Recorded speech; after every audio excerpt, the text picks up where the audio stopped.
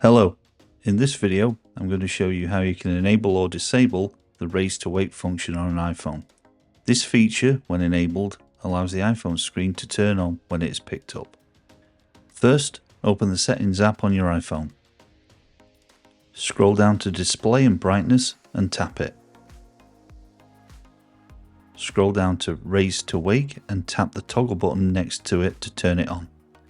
If you now lock your iPhone by pressing the power button and put it down, when you next pick it up, it will turn the screen on automatically. If you want to turn off the Raise to Wake feature, just go back into Settings and toggle Raise to Wake to off, and it will no longer turn the display on when it is picked up. Thanks for watching. I hope you found the video useful. If you want more iPhone and iOS tips and tricks like this one, I have a playlist of them here on the left, and if you want to watch my latest video, it's here on the right. Lastly, if you could, please give the video a like and consider subscribing for more tips just like this one.